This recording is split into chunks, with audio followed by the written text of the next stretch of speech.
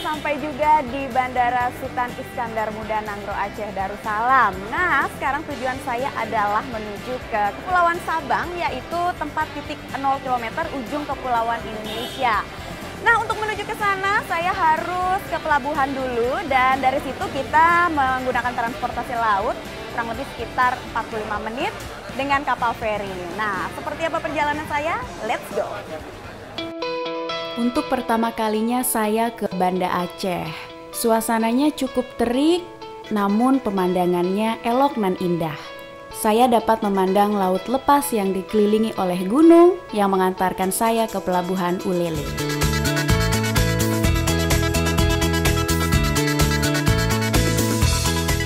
Nah, sekarang saya sedang di perjalanan menuju ke pelabuhan Ulele. Apa namanya, Bang Dedi? Ulele. Ulele. Nah, pelabuhan ini di sini kita akan menuju Sabang ya. Dari sini kurang lebih sekitar 45 menit itu.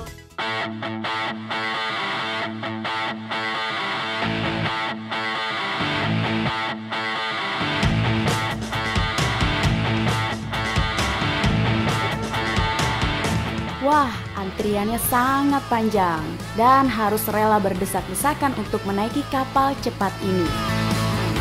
Ramai banget ya, nih kita mau antri buat masuk ke dalam. Wah, kerumunan banget ini. Gimana kalau weekend? Iya. Ini udah panas, desek-desekan juga nih. Walaupun ini bukan hari libur, namun antriannya memang sangat panjang dan sedikit berdesak-desakan karena kapal yang dinaiki itu hanya ada dua, waktu pagi dan juga waktu sore.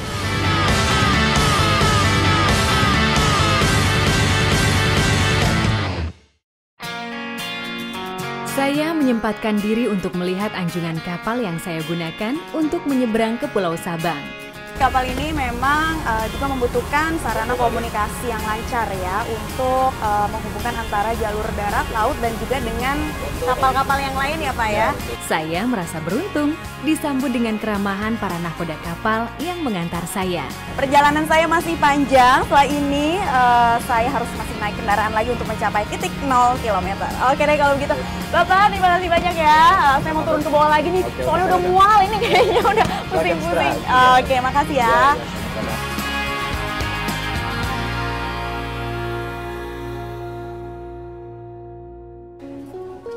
Akhirnya saya tiba di Pelabuhan Balohan Sabang dan setelah ini saya akan menuju ke Tugu 0 km. Trabas adalah suatu program yang mengangkat tentang kisah-kisah inspiratif yang berkaitan dengan teknologi informasi dan komunikasi yang sangat bermanfaat bagi segala aspek kehidupan.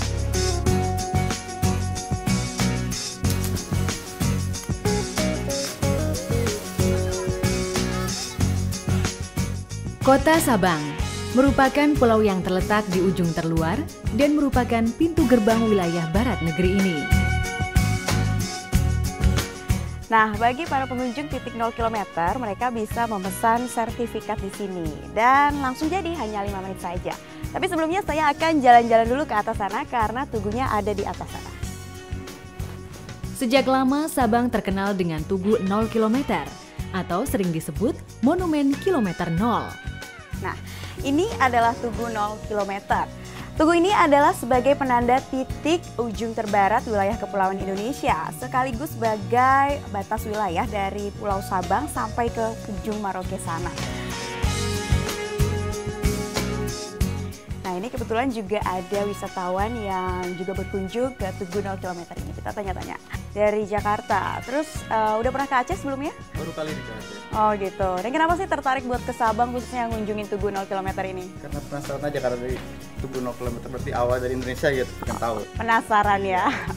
Jadi ternyata bukan cuma saya, wisatawan yang penasaran dan juga pengen menginjakan kakinya di Tugu 0 km ujung terbarat Kepulauan Indonesia ini. Tugu ini diresmikan oleh Wakil Presiden Tri Sutrisno pada 9 September 1997.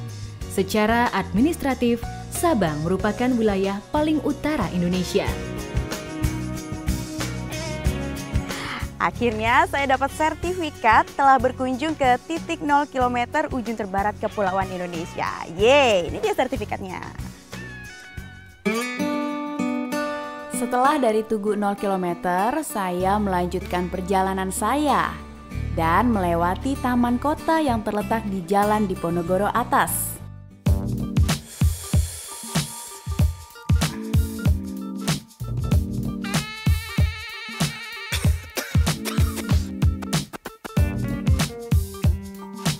Nah, saya baru saja menggunakan fasilitas WiFi di taman digital ini. Jadi di sini biasanya banyak kalangan masyarakat dan juga pelajar yang menggunakan akses internet secara gratis karena taman ini free WiFi. Nah, berarti perkembangan teknologi informasi di Kota Sabang sudah cukup maju ya. Yuk kita lihat-lihat. Boleh akses WiFi-nya cepet nggak di sini? Cepet ya. Terus senang nggak sih selama adanya WiFi yang ada di taman kota ini gitu? Free. Karena free ya? Nggak ada masalah. Kebanyakan di sini adalah warga sekitar dan juga pelajar. Setelah selesai bersekolah, mereka menikmati fasilitas ini sambil melihat pemandangan Teluk Sabang. Nah, itu salah satu contoh masyarakat yang menggunakan teknologi informasi untuk banyak hal. Rasanya kurang lengkap kalau berkunjung ke suatu tempat tidak mengunjungi tempat keramaiannya. Dan saya memilih pasar tradisional untuk melihat keramaian serta keanekaragaman bahan makanan yang dijual.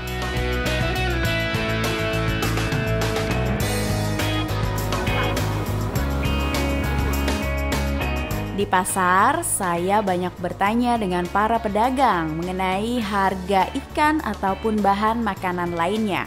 Nih, ini 500 satu. Ini apa? Bunga kincu. Bunga kincu buat apa? Buat daun ubi tumbuk, masak daun ubi tumbuk, masak kuah liu, masak Aceh. Bunga kincu ini. Bunga kincu atau masak Aceh, buang kala.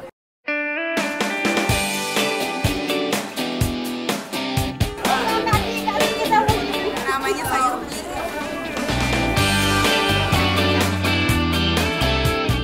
Perjalanan saya di Kota Sabang hari ini sangat menakjubkan. Semua yang saya dengar dari sahabat saya hijrah tentang Sabang memang benar-benar terbukti indahnya. Keramahan Kota Sabang serta kesenian lautnya yang memanjakan mata membuat saya tidak sabar menunggu esok hari untuk melanjutkan perjalanan di kota ini. Masyarakat Kota Sabang sangat menjunjung tinggi nilai kebudayaan daerah mereka. Karena sebagian mayoritas penduduknya beragama Muslim, maka untuk wanita diwajibkan menggunakan tutup kepala atau jilbab. Dan selain sektor pariwisata, sektor perdagangan pun cukup maju.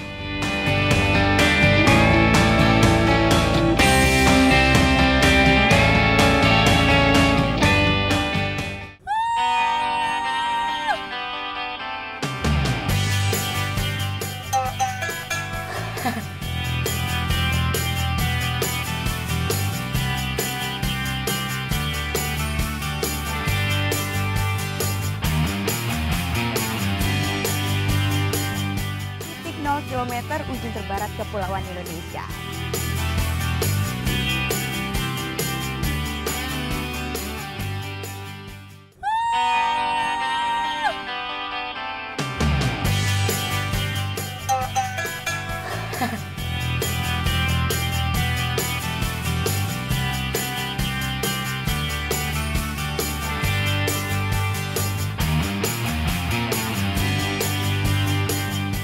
Titik 0 km ujung terbarat Kepulauan Indonesia.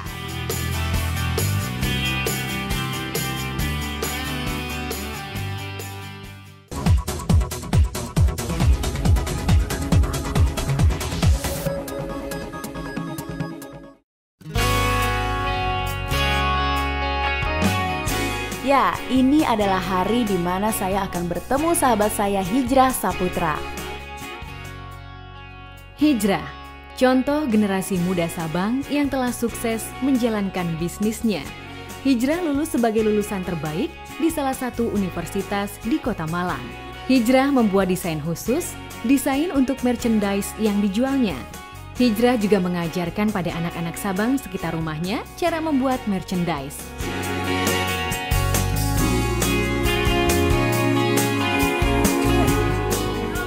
Halo, selamat datang di Sabang.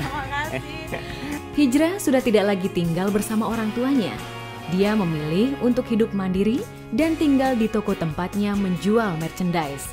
Banyaknya kesibukan Hijrah membuatnya jarang pulang ke rumah.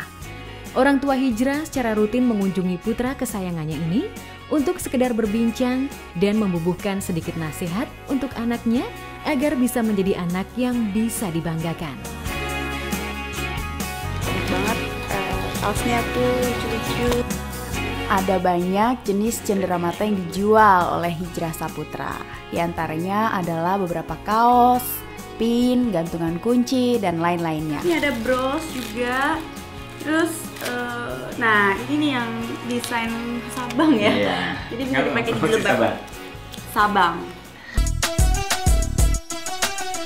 Wah, saya juga cukup kagum melihat hasil gambar dan juga foto-foto dari Hijrah. Tetap ya, kalau map itu pasti ada ya, Banda Aceh tulisan map. Itu kan kakak waktu itu kuliahnya planologi ya? Iya, planologi tata ruang. Iya, ilmu yang kita pakai, kita aplikasikan dan kita coba untuk buat masyarakat ya. Selain kegiatannya yang setumpuk, dia juga merupakan duta pariwisata dari Kota Sabang. Ini juga kan salah satu bentuk pertanggungjawaban kita dan gimana caranya kita berkiprah untuk pariwisata. Jadi lebih mudah untuk masuk ke dalam sistemnya. Akhirnya saya dibawa ke ruang belakang untuk melihat proses produksi. Nah, kalau mau lihat tempat produksinya di sini. Oh ini, waduh. Di sini saya baru tahu cara pembuatan pin. Ini jadi tinggal dimasukin ke alat pembuat gantungan kunci ini. Iya. Simple, langsung jadi kayak gini. Desainnya juga lucu-lucu. Ternyata proses produksinya hanya membutuhkan 2 orang pekerja dan 1 alat yang memang didatangkan langsung dari Jakarta. Nah, kalau untuk gambar ataupun kertasnya itu bahannya sebenarnya sih bahan biasa. Ini memang ini ya agak bahan. Nah, kalau yang ini di atasnya ini kita laminasi. Jadi kertas biasa kita print dengan printer yang khusus, kemudian kita laminasi. Jadi yang beda sebenarnya di laminasinya ini.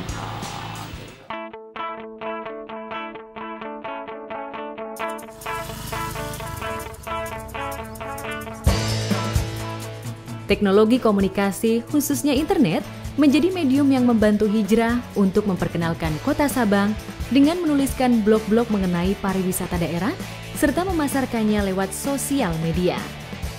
Hijrah tidak lantas membuat ilmunya hanya berguna bagi dirinya sendiri.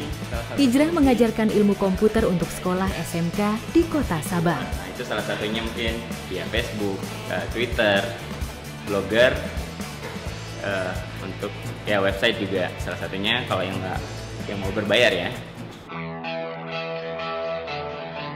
Hijrah tidak sendirian merintis usahanya. Dibantu teman-temannya, Hijrah secara berkala mengadakan pertemuan untuk membicarakan bagaimana perkembangan desain dan fashion secara global.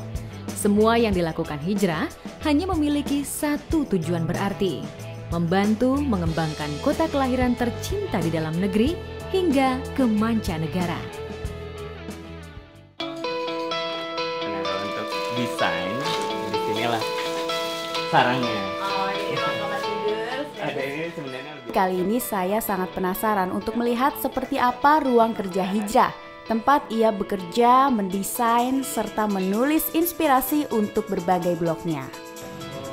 Nah, jadi Kak Hijrah ini merupakan seorang blogger dan ternyata blognya itu ada beberapa ya yang ditulis, bukan hanya untuk mempromosikan usaha Piohnya ini, tapi juga untuk mempromosikan Kota Sabang, terus juga berhubungan dengan kegiatan para pemuda-pemuda yang ada di Aceh ya. Iya, di Aceh juga. Terus banyak nih, makanya saya mau tanyain lagi. Karena Hijrah mempunyai banyak blog, disinilah tempat dia menulis. Ada banyak hasil karya Hijrah yang berawal dari blog ini, seperti memasarkan hasil desain, kemudian untuk membangun komunitas, bertemu dengan komunitas-komunitasnya, dan banyak sekali manfaat yang didapatkan Hijrah dari blog ini.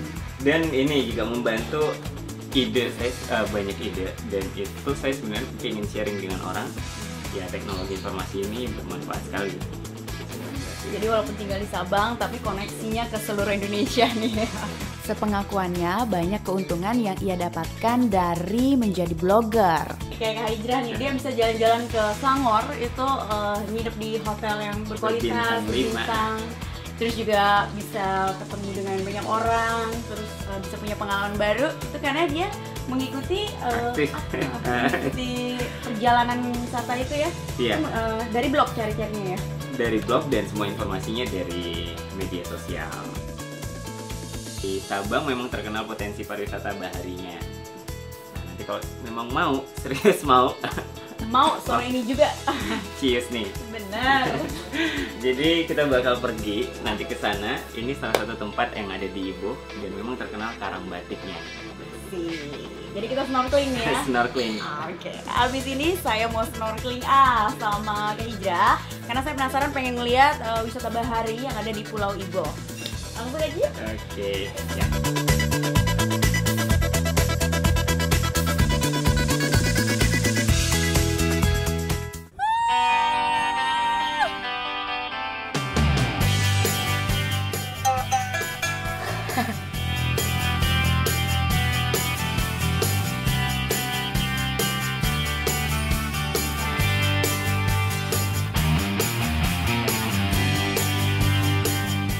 Titik 0 km ujung terbarat Kepulauan Indonesia.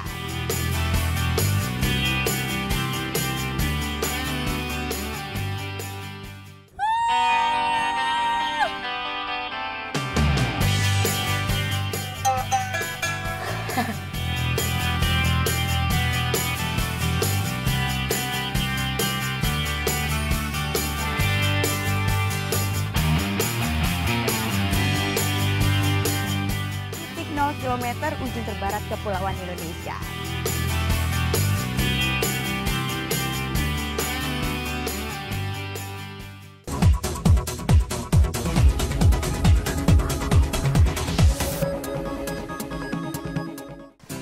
Nah, ini di sini kita lokasinya untuk bersih-bersih. Oh, waduh, ini namanya jalan apa nih, Kak? Kalau di sini nih objek wisata namanya air terjun Pria Laut. Karena dulu di sini pernah tinggal satu orang pria dan ada lautnya, jadi dikasih nama Pria Laut. Hari terakhir saya di sini adalah waktunya saya untuk menikmati keindahan bahari pantai di wilayah Sabang ini. Tapi di tengah perjalanan saya dan Kak Hijrah menuju pantai, tiba-tiba Kak Hijrah mendapat ajakan dari teman-temannya untuk mengikuti acara Kemarin juga kerja baru bakti liputan. membersihkan kawasan pariwisata. Ini kita udah mau hampir sampai. Lokasi tempat pembersihannya juga sudah ada. Nanti saya bakal kenalin dengan teman-teman yang ini. Ya, kita langsung ke lokasi. Sebagai duta pariwisata wilayah Sabang, acap kali memang Hijrah dan teman-temannya melakukan kegiatan ini sebagai bentuk nyata dalam menjaga kelestarian lingkungan. Memang sudah menjadi kewajiban bagi seluruh masyarakat untuk menjaga kebersihan dan kelestarian lingkungan. Apa yang dilakukan oleh Hijrah dan teman-temannya merupakan sebuah bentuk rasa syukur atas apa yang telah diberikan alam bagi kehidupan manusia. Nah, di sini nih lokasi tempat sampah-sampah tadi yang udah dikumpulin bakal dibakar di sini.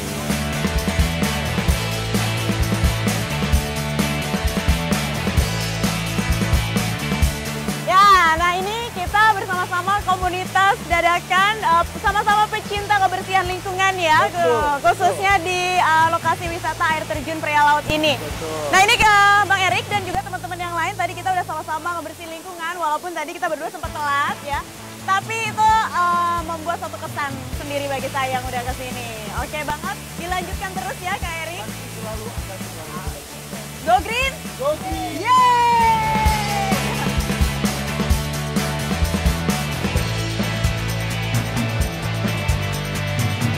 Akhirnya yang yang ditunggu-tunggu tiba dan pukul 4 sore ini saya sudah siap snorkeling di Pantai Ibo. Kali ini saya mau snorkeling di Pantai Ibo sama Kak Hijrah. Nah, kita mau naik speedboat dulu ya ke tengah sana. Ayo Kak. Karang Batik. Siap. Wisata pantai di Kepulauan Sabang memang tidak dapat disangsikan lagi. Dalam perjalanan menuju tempat snorkeling, mata saya dimanjakan dengan indahnya hamparan Laut Ibo.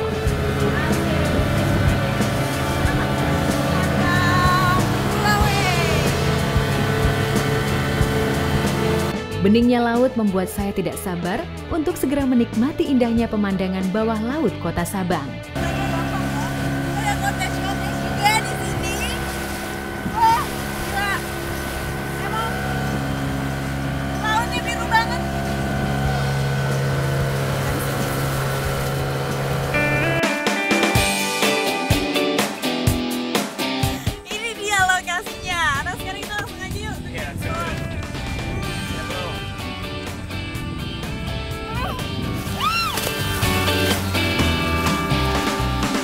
Sungguh pemandangan bawah laut yang sangat elok. Wisata Bahari Nusantara memang tidak ada bandingannya. Tak akan bosan mata memandang jajaran karang yang disusun rapi oleh gerakan ombak air laut, serta air laut yang bersih dan jernih.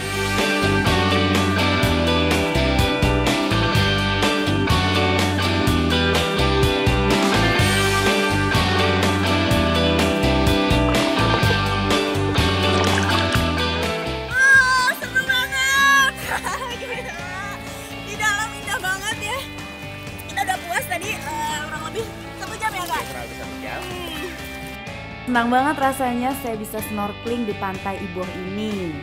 Selain melihat keindahan bawah laut yang sangat luar biasa, saya juga sangat senang bisa bersnorkeling dengan sahabat-sahabat saya. Udah selesai snorkeling kita kali ini. Tadi seru banget ya Kak? Ya pastinya. Kita terumbu karang, karang batik. Karang batik, terus tadi kita udah 1 jaman snorkeling. Nah ini mumpung hari udah keburu mau gelap, jadi mendingan kita cabut. Sekarang kita mau cari makan. Oke. Seru. Kesan-kesan saya selama berada di Sabang ini adalah sangat luar biasa sekali. Terima kasih buat Kak Hijrah yang udah nemenin saya selama di Sabang. Satu pesan penting bahwa pendidikan itu merupakan hak dan kebutuhan bagi semua lapisan masyarakat. Namun sayangnya tidak semua masyarakat dapat menikmati hal tersebut. Saya Nurul Naila beserta tim Terabas, mohon pamit undur diri. Sampai ketemu di kisah-kisah inspiratif lainnya.